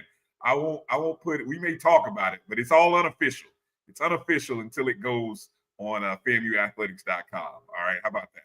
So that's how we maybe we kind of clear ourselves of getting in any kind of trouble, unless I get a text here in the next 15 minutes that says don't say anything. But let's take our break, come back, and we'll close up the show with a few other news and notes. You're watching the O&G Strike Zone right here on the Black College Sports Network. We'll be back in just a moment. HBCU football fans, this year's Cricket Celebration Bowl has a new date. A champion will rise at Mercedes-Benz Stadium on December 14th as the MEAC and SWAC champions meet once again. Join us in Atlanta for championship football, interactive fan experiences, and iconic marching bands. It's an HBCU family reunion that you don't want to miss. See who will be crowned the next HBCU national champion. For event and ticket information, visit the Celebration Bowl. Looking for the ultimate cultural experience of 2025? The Zora Outdoor Festival of the Arts is where you need to be. From January 31st to February 2nd, Eatonville, Florida will come alive with incredible live performances from the Levert Experience and the Bar Cave. Immerse yourself in interactive art. Shop from over 80 vendors. Take a journey through history with a new virtual tour app. And enjoy family-friendly STEM activities. Plus, don't miss the unforgettable R&B tribute to the legends, honoring talents such as Whitney Houston, Marvin Gaye, and Luther Vandross. This is more than a festival. It's a celebration of Eatonville's rich cultural heritage. Visit zorafestival.org for tickets.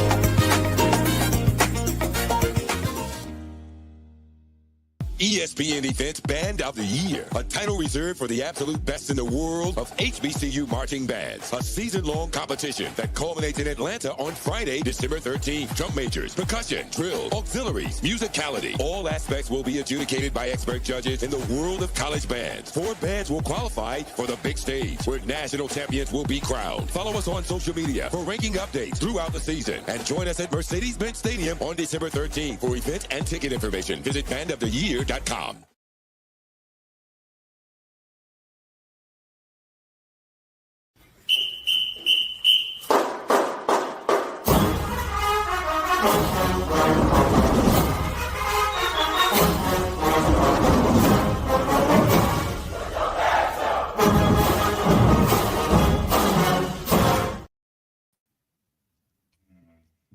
All right, welcome back to the O&G Strike Zone. Bryan, Kelvin, mic check.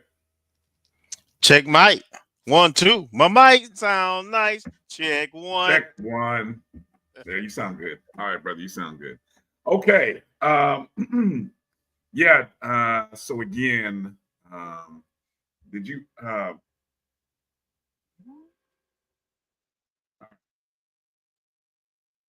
Yeah, I see a couple people, a couple clients. We'll have to do some commercial resets here for next week's show, as the Celebration Bowl and Band of the Year stuff are over.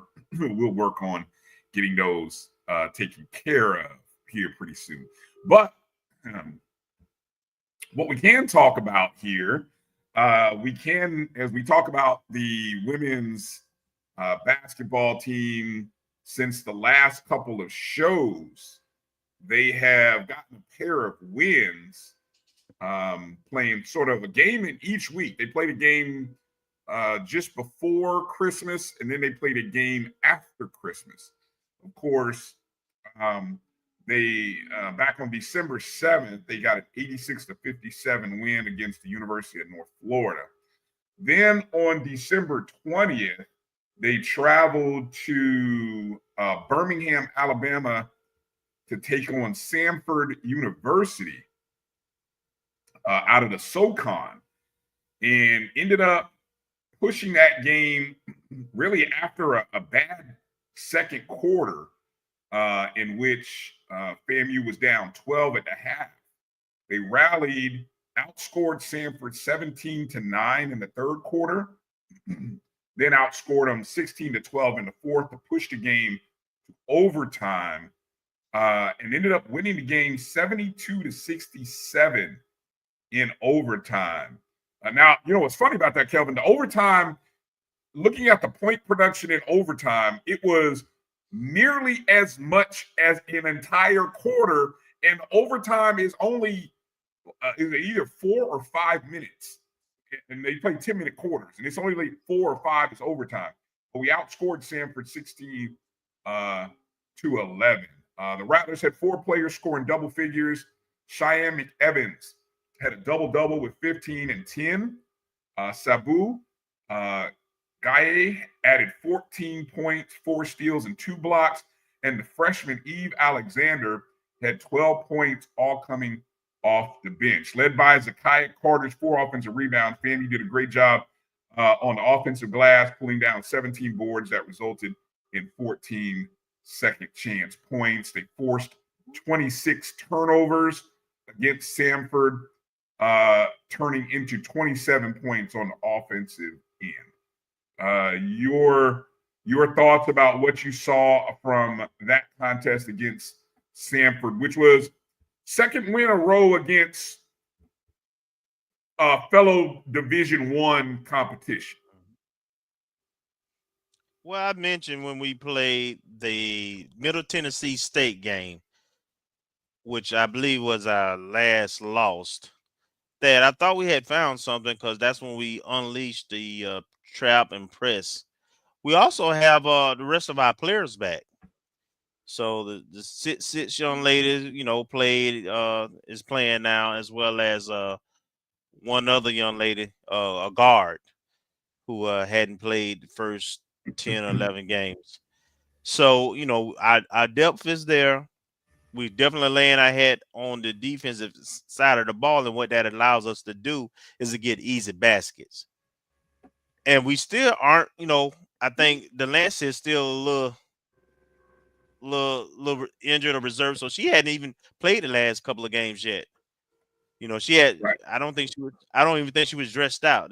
She was on the bench, but I don't know if she was even dressed out. So we still not at full strength yet, but we have an identity for sure. The ladies are buying into that. They're getting better, and that Sanford game was on the road, Right. and a lot of things didn't go our way in that game, and they kind of grind that game out. Man, I thought that was really big for the mental makeup of the team to be able to push it to overtime, then get the win. And then I think in overtime, Eve Alexander, that's where most of her points came. She was the big difference in that game in overtime. So I like what I'm seeing. The pieces seem to fit. We got a lot of different young ladies who can score. You got Cheyenne, you got Delancey when she comes back. You have, of course, down low, the young lady from Detroit, Nashani, I think. So we got some nice pieces. Coach can go, honestly, she can go 10 deep, easy. So I'm looking forward to it. Thune first conference game is definitely a winnable game, but just like their men's team, the women's team has not played as well out of conference as their men's team, but they did return some pieces and they have some players. So I am definitely looking forward to that matchup. Can't wait. And I think we on to something. We on a 3-game winning streak. So we'll Yeah, see. the third game was the game that they played on the 29th of December against Thomas University, right there out of Thomasville, Georgia. 111-45. Thomas University is NAIA program. 111-45. Incredible performance. I was trying to. I think the last time I heard this in the post-game press conference, I think the last time FAMU scored over 100 points, FAMU women, was maybe 2019. It'd been a long time. 2019 doesn't seem like a long time, but it was. Everybody. Two different coaching administrations all the way back then. That's how long ago it was. And we were in a different conference back then too. Yeah, everybody played, and coach would bring in 5 at a time. She did a good job. Everybody who was available to play played, and she was switching up, and we were just too much for Thomas, and we beat them like we should as a Division I program who's on a win streak. It was convincing, and we played far from perfect, but it was very dominant though. So I was glad to see it. Yeah. Just I have thoughts about of course the last 2 meetings against Bethune-Cookman. Obviously, the one back in Tallahassee was the one that earned us a spot into the SWAC tournament. Of course, that's the game where our top 3 scorers go out due to foul trouble, and we have to gut. I mean, I'm talking one of the gutsiest performances all season to be able to win that contest in the final 3 minutes without your top 3 scorers, whether it be to injury or fouls. And we found a way to win that game 69-65. And then we opened the season at Bethune last year. And I remember being at that game, and that was a winnable ball game. We lost 80-76, but that was a winnable ball game in which I think the bugaboo from that game was the free throws. If I recall, I'm just trying to think back into my head. That was a game in which, free throws kind of hurt us down the stretch, not being able to make them. But it's a great opportunity for FAMU to kind of get on a 2-game winning streak, not only against Bethune, but 2-game winning streak at home, and then increase the wins in Lawson to 4 in a row. I think some of the standouts that you're going to be paying attention to, obviously with this team, the point guard, Sabu, number 0, the grad student from Senegal, went to New Mexico State. Also, Sydney Hendricks, sophomore from love her game. Yeah, from Farmington Hills, Michigan. True sophomore. She had a good game the other day. Zakiah Carter is mentioned, 6'6". It'll be interesting to see how that impacts, because I feel like Zakiah doesn't have to be a leading scorer. She has to be a presence. And I think that can make a difference if she can be a presence and be productive and not get into fouls or pick up cheap fouls. Also, as mentioned, Cheyenne McEvans from Syracuse, the young lady you mentioned from Detroit, transfer from Syracuse. She's had a good run of late. Demaya Griffin as well from East Georgia State, junior, number 22. She's played good minutes. Nia Bostic as well. And then you mentioned the freshman, Eve Alexander from Lafayette, Louisiana, has played well. And, we still haven't seen, and I'm holding out hope. I don't want to forget the Subarettes. Yvette or Aina. Either one of them have played. Both of them rather have played minutes and been productive. So hopefully that can continue. And I still hold out hope that maybe in the SWAC season we'll see Nishani Gilbert. We haven't seen Nishani all season. Not sure if it's medical or something else. But I thought I loved her energy and just she was an iron woman on the court. And so hopefully we see Nishani this upcoming season in the SWAC. Again, just to kind of put out, where everybody is, and from the non-conference, Bethune-Cookman 3-9 as well. I was just looking to see, did Bethune have any? You mentioned the wins. I'm trying to see if they had any significant wins. Who were those 3 wins against? They beat a Fort Lauderdale team. They beat a Trinity Baptist team. And South Alabama was probably their best win of the 3. They beat them in DeLand. Looks like there was a tournament up in DeLand. They beat them 69-62 on a neutral site. So, yeah, we'll see.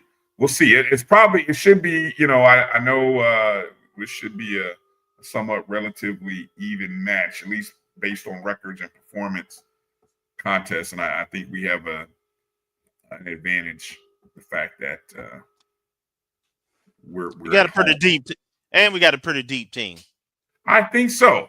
I think so. I think this is a team that we've seen play, and I think they're able to kind of overcome a little bit of the injuries. I'm just kind of looking at the games played. We've had 11 games so far. It's kind of interesting. You played 11 games, but Sydney Hendricks has been the most durable, having played has started in 10 of the 11 games. Only three young ladies have played in all 11 games. So you talk about the depth of just battling through injuries. You know, you only have 3 players who have played a full 11 games, and then 2 more who have played in 10 of 11. So, you know, that's what this team has had to deal with throughout the course of the season, where you've had, you know, players that, you know, everyone else is either 10, 9, 8, 7 games, you know. I love point guard, Purifoy. She's not played the last few games. Yeah. And, you know, when she has Purifoy, when she's played, she started. She started in 7 of 7 that she played in. So hopefully that's another one who just look here. When's the last game she played in? She hasn't played since the Middle Tennessee game. So we haven't had her for the last couple games. So hopefully there's another one that we can get back. Hollow asked about fixing the turnovers.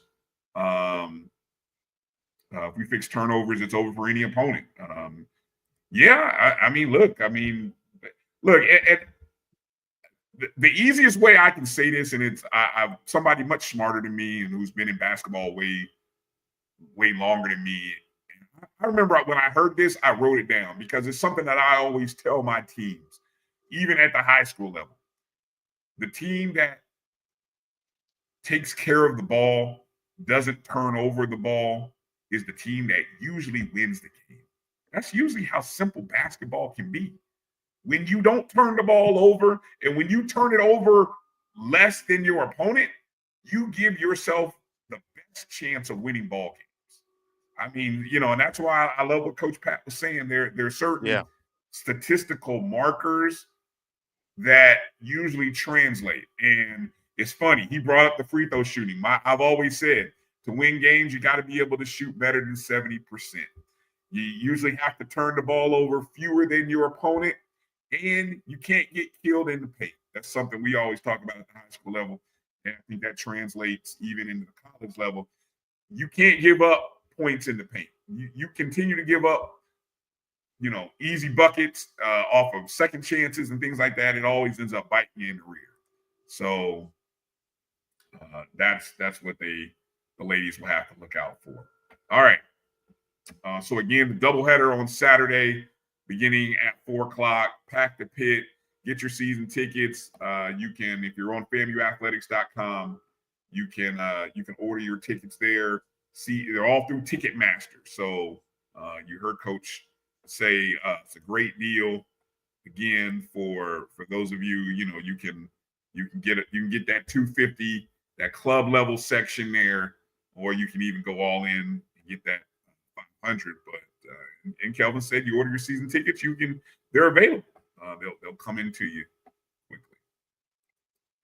All right, bumping around to some other sports. I know Ashton has asked about any updates on the release. I'm assuming you're talking about the football schedule, Ashton. Happy New Year to you, brother. Good to see you. Thanks for coming in and joining us. I have not heard anything. I have been told that the schedule will come out this month. That's what I know. I think there's some things that are being worked on. That's my unofficial thoughts on that. You have any thoughts or anything you want to share, Kelvin?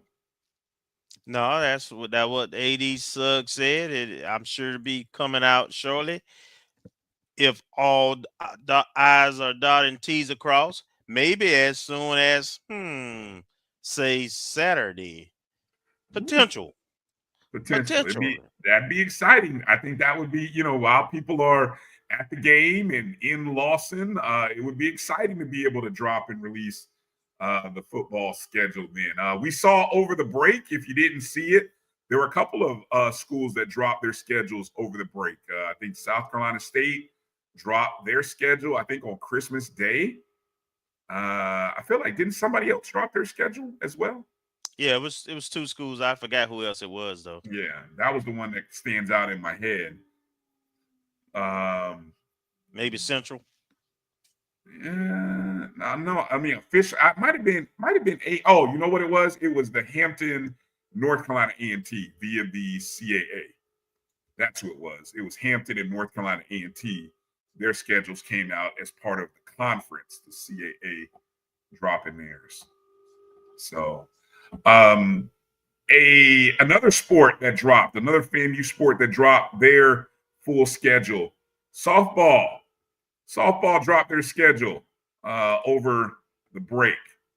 Dropped the schedule not only for the month of February, which, and just looking at February, if you notice there, February 14th, the Valentine's weekend, there's 5 HBCU games played in Covington, Georgia, which I believe that is the HBCU softball tournament that we played in a year ago. It kind of syncs up. Yeah, it's the HBCU Classic Tournament. Okay, and as you can see, we play North Carolina A&T, Howard, Coppin State, Central, Maryland, Eastern Shore. So you got 4 MEAC schools and the CAA opponent in A&T. So there's that. We do open the season playing in a tournament up in Macon, Georgia, February 7th. So for the Rattlers in Middle Georgia and up in the Atlanta area, good opportunity. It's 2 great weekends for you to see our softball team right there in Georgia. Then February 20th, I believe those are probably the Florida State tournament, or Joanne Graff Classic. Yes. Okay, so you can see we play Florida State, play a doubleheader against Texas A&M, and a doubleheader against Louisiana Tech. Then we travel to got a game against Western Michigan. They're in Gainesville, moving into March. They open the month in a Gainesville tournament. So a great opportunity to see the Rattlers against Troy, Samford, and the University of Florida.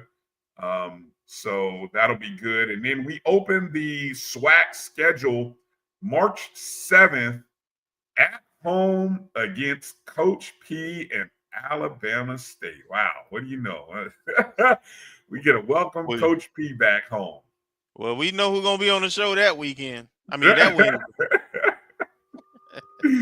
Yeah, indeed. So we're gonna welcome back Coach P March 7th as we play 3 against Alabama State. Now this is, and so you can see him going into March. Now the women's schedule is unlike the men's schedule in baseball. And I point this out for the simple fact that you see we're playing only East Division opponents, right? And in a moment, we'll talk about the baseball because there are changes to the baseball format this year. But I just wanted everyone to kind of see the schedule. We do go to Jackson this year. And it's only if I'm not mistaken, Kelvin, we only played Jack. I noticed we only played Jack. We played Jackson State twice. We No, we normally, don't. yeah, We don't. yeah, we normally play them once. Okay. We play Alabama State twice, A&M twice, Bethune twice. We only played played Bethune Valley once last year though.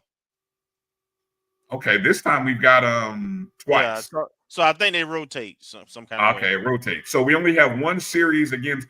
That's an interesting scheduling quirk. I don't know if I like that, but anyway, we play Jackson State one series and we play Valley one series. So the 2 Mississippi schools, and the SWAC tournament will once again be in Gulfport, Mississippi, beginning May 6th. That's my birthday. Take note. So it'll start there in Gulfport, Mississippi. So there it is, and the home series closes April 17th and 18th against Bethune. So at least we end the season there. I want to give a shout out and let people know about Coach Beal's softball camps coming up in January, the middle of January, January 18th and 19th. Prospect camp on the 18th, youth softball camp on the 19th. Go to BealSoftballCamps.com to get registration information. That's BealSoftballCamps.com to get more information on that softball camp. All right.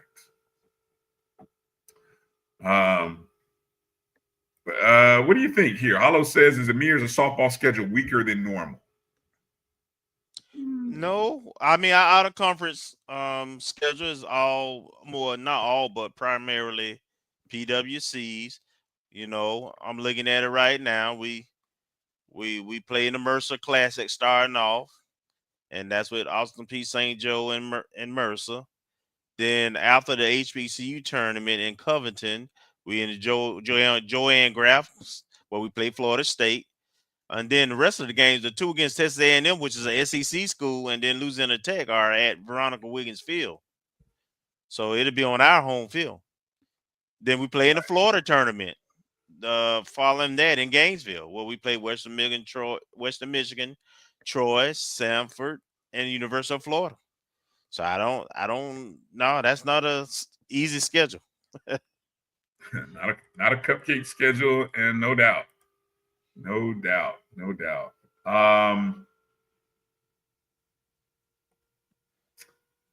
Coming up, I was looking at the composite calendar here, Kelvin, and we'll get more into this next week because it's sort of a precursor. Next week's show is on the 8th, and it sort of leads into a big sports weekend next weekend where we've got basketball taking place in the women will be traveling to Grambling on Thursday. But a week from this Friday and Saturday, our track and field teams are back on the, I don't know, what do you call it? On the course, on the field, on the track. On the track. In Birmingham, Alabama, taking part in the UAB Blazer Invitational. That'll be Friday, January 10th, and Saturday the 11th. Also, Let's see. Then there's the doubleheader for basketball as we travel to Louisiana. So the women next weekend, Thursday are at Grambling, and Saturday is a doubleheader at Southern, and then the men will play Grambling. Kelvin, what's the traveling going to be like? What do you know? And it's a great question, and we can talk about next Wednesday if you don't. What is the travel situation going to be like given the differences now for the women and the men's basketball team? I don't think it's a whole lot of difference because the women traveled differently than the men anyway. Even when it was double headers, they have their own bus. The men have their own bus. Okay. So when they bust the games, you know, they come to the arena at the time they need to come. They practice at different times. And then, of course, if they fly, they still fly, and then they have their own bus. So I don't anticipate the travel to be much different for either team. The trips to Louisiana are usually bus trips. Yeah. Yes. Okay. All right. The Texas would Texas be the flying? Would be the flights? That would be the only potential flight. Yes. Potential. I got you. Okay. Well said. All right. You want to talk about baseball for a second before we get ready to close up? You might as well. We can get everybody else. All right. Well, we've unofficially got our hands on the 2025 baseball schedule. And again, this is unofficial because I don't think, and you can back me up here if I'm right or wrong on this, Kelvin, I don't think it's posted yet on It FAMU. is not. Okay, so this is unofficial schedule. Now, let me start with the SWAC first before I get into some of the non-conference games, because this is the year in which the SWAC coaches have agreed that no longer are we playing just divisions. So you're not playing just East or just the West. This year, you're going to play 10 of the 11, I think it's 10 of the 11 opponents in the SWAC, home and away. So that means there's one team that you won't play, but everybody's going to play everybody, which will be kind of unique in the sense that, so no longer will you go into the SWAC tournament having never seen a potential East or West. Now, in terms of the standings, are they still counting East and West, Kelvin, or is it open? I'm not sure, Brian. I have to check on that. Okay. So we'll let you know. But here are the SWAC opponents that we are scheduled to play in 2025. We will have a series at home against UAPB beginning in March, mid-March, home against UAPB. We will travel for a series at Alabama State. Then we will be at home again for a series against Prairie View A&M. We will be at home for a series against Jackson State. Then we will travel to Itabena, Mississippi for a series against Valley. And then we will travel to Daytona Beach for a series against Bethune-Cookman. We'll come back late April and host a series against Grambling State and host a series against Alabama A&M to close the home schedule. And then we will go on the road and play a series against Texas Southern and a series at Alcorn State. Who was the one school I left off there, Kelvin? I don't know, Brian. I missed it. I was looking up something. I think the one school, I'm just looking here briefly. I think it's Southern. Southern is the one school that it is Southern. Southern is the one school that I did not mention. So the one school that is not on our schedule is Southern University. But I do think we play them in one of those tournaments, though. Well, so we do play in the Andre Dawson Classic again, which the Andre Dawson Classic is in Vero Beach, scheduled for February 21st through the 23rd. Now, Southern was a part of that last year. So it's likely, I don't know officially, that Southern, that we would probably have an opportunity to maybe play one game against Southern. All right, so the non-conference, what does the non-conference look like? Well, right now we are scheduled to open the 2025 season against University of Tennessee Martin in Tallahassee, February 14th through the 16th. We'll also have home games against the University of North Florida. We'll also play a pair against Ball State in March. We'll host a series against the University of West Georgia prior to the start of the non-conference. We'll also host a midweek game against Troy University and host a midweek game against Mercer University. Traveling on the road, we'll travel to University of North. Oh no, I'm sorry. We'll travel to the University of Florida in February. We'll travel to Mercer University for a midweek pair of games. The Lucas Guard Classic in Atlanta, Georgia, will be against Grambling. That's the weekend of February 28th and March 1st. We'll also do a midweek road game at the University of North Florida and at Troy University, as well as a midweek game at Auburn University right after Easter in April. The SWAC tournament this year. Now, the SWAC, we kind of learned this through talking to Carlos. The SWAC tournament is actually scheduled to be moved back to Birmingham, if I'm not mistaken, if I recall, right? Is that what we heard? Yes, that's correct. Right. So the SWAC tournament had been in Atlanta, Georgia, the last two seasons, but this year, I think I heard due to maybe some scheduling conflicts at the ballpark on Georgia Tech's campus, this year they decided to move it back to, well, not, I shouldn't say move it back to, but move it to Birmingham at was it Ricketts Field, I believe, is where it'll be. Ricketts Field, which was remodeled for the Major League Baseball Classic that they did this past summer, 2024. So that's a historic ballpark, and with the sort of Major League Baseball renovations, it'll be good to kind of go there, witness a little bit of history, see some history, and that's where the SWAC tournament will be. Scheduled for May 21st through the 25th. So again, all of that information, Rick Woodfield, thank you, Jeremiah Clark. I'm sorry I had that name wrong. Rick Woodfield, appreciate that.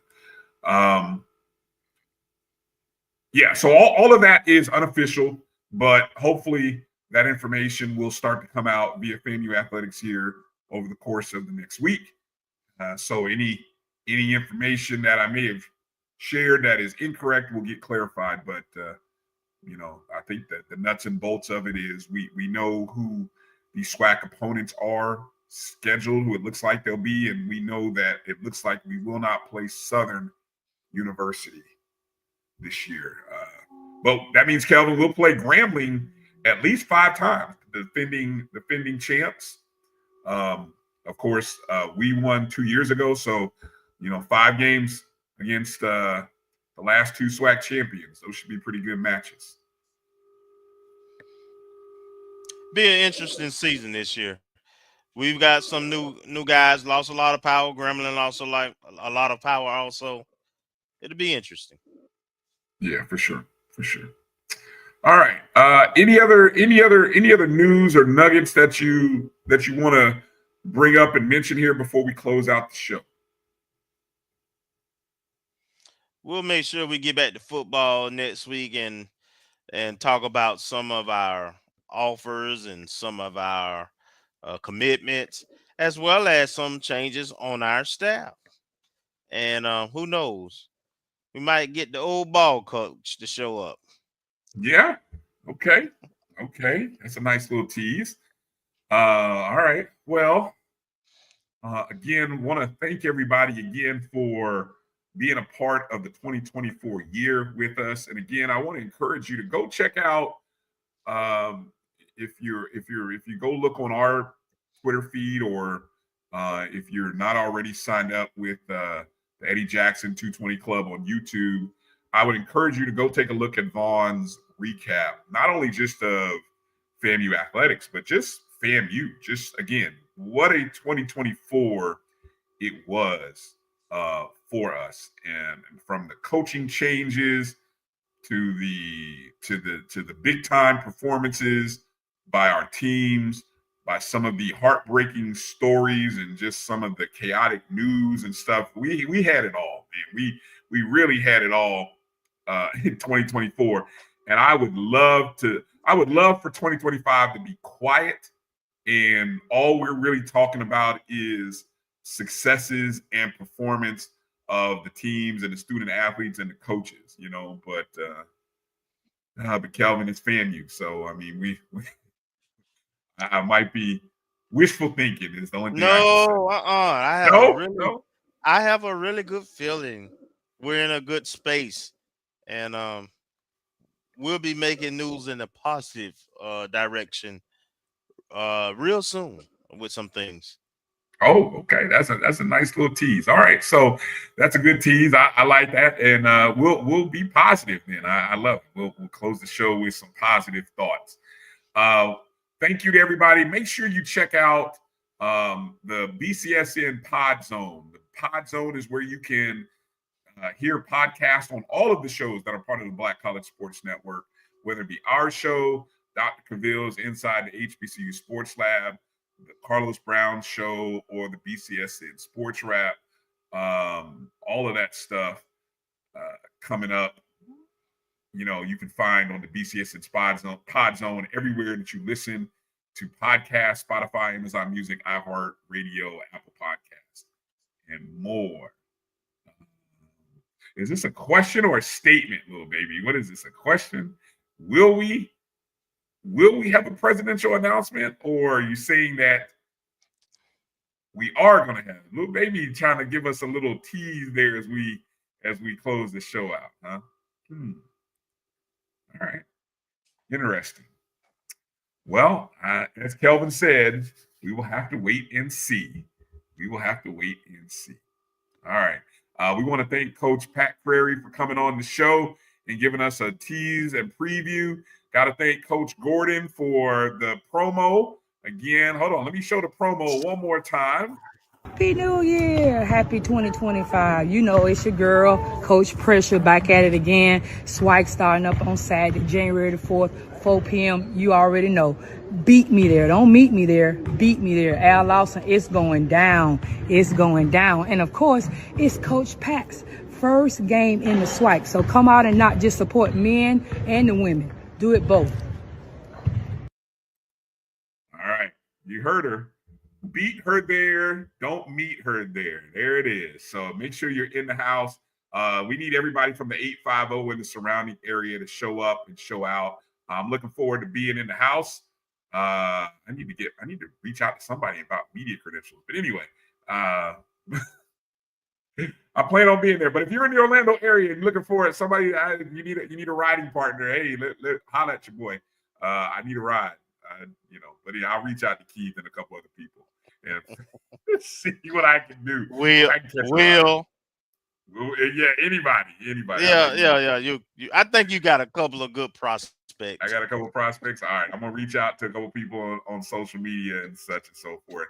But that's gonna do it for the show tonight. Got to thank again Coach Pat. For Marcus Green, Kelvin Rozier. Happy New Year, Rattlers. Have a safe, blessed, prosperous, and most importantly, healthy 2025. And we look forward to doing this together with you and lifting up our FAMU Athletics administrators, coaches, staff and student athletes. We wish them and we bless them, and we're gonna get ready for a great and amazing 2025. All right, donate to the show. You see the how. If you want to, we'd appreciate it. It all helps us keep doing what we're doing, and we thank you for your support of the ONG Strike Zone right here on the Black College Sports Network. Peace out, Rattler Nation. Things up, and we'll see you Saturday afternoon in the pit, the Lawson Center, for the doubleheader against Bethune-Cookman. Peace out.